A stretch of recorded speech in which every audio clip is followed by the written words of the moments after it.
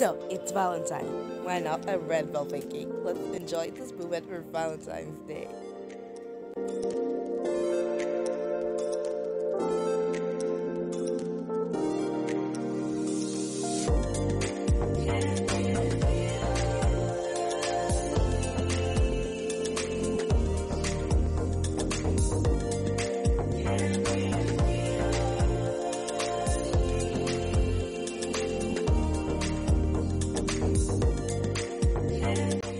So, alright, we should start. So, now I'm starting with margarine, room temperature margarine, or you can use softened butter.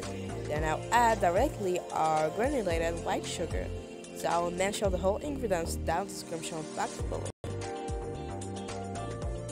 So, margarine will cream together. So, I'm going to use a spatula and press it together into a doughy. So, now we're going to crack our 2 eggs one at a time and keep mixing it until it becomes creamy. Incorporates with the margarine and the sugar. Then we add our second egg, and now it's gonna get into creamy. So keep it on medium speed and get fluffy and creaminess consistency. So now while creamy, I'll add a teaspoon of vanilla extract.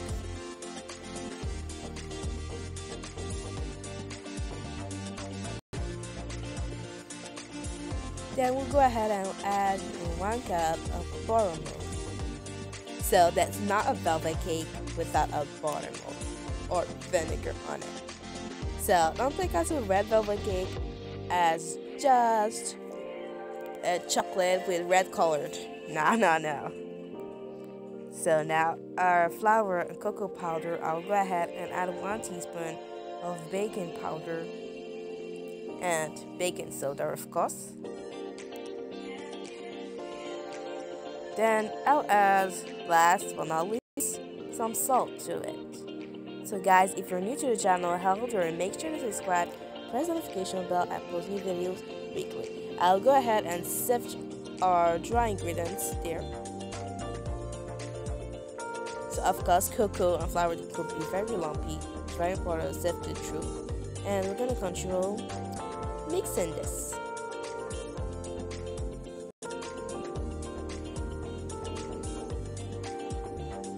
So now here's our batter. It's super creamy. Now use a spatula to continue scraping the sides of the bowl. It's really important to get everything well there and very well mixed. Now, the red colored. So now I'll add 1 teaspoon of red food coloring.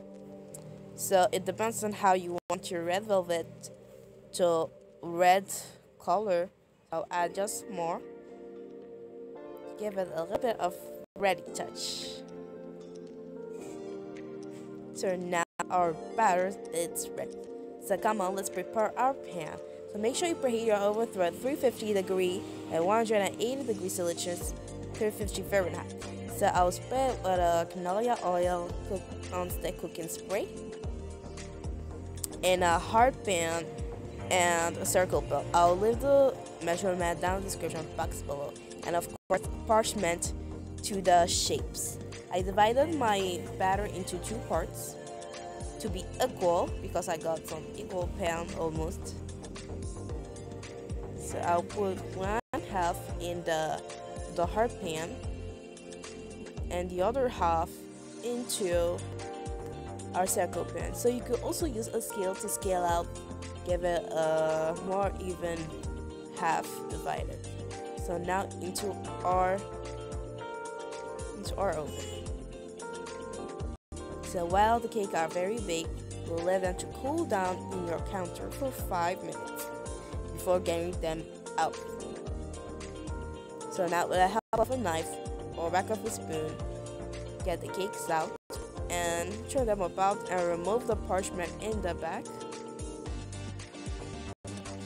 Same thing with circle 1 too, and you let these guys cool in a rack.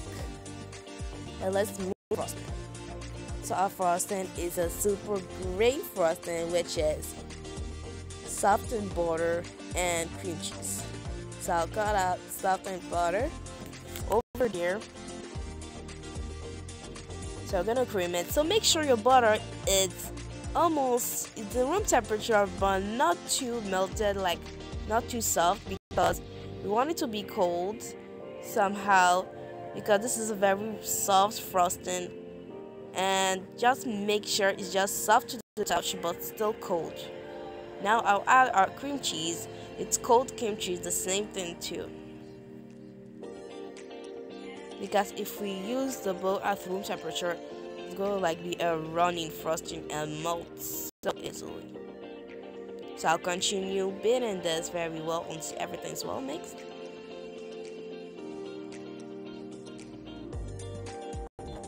Then now I'll add powdered sugar.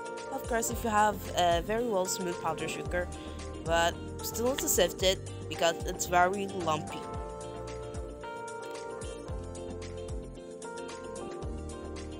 And I'll continue beating.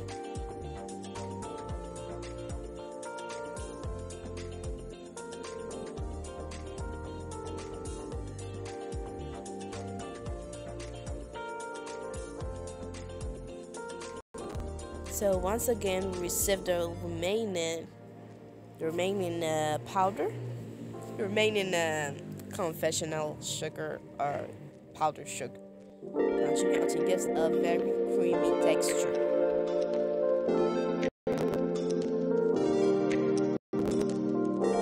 So now our last touch, which is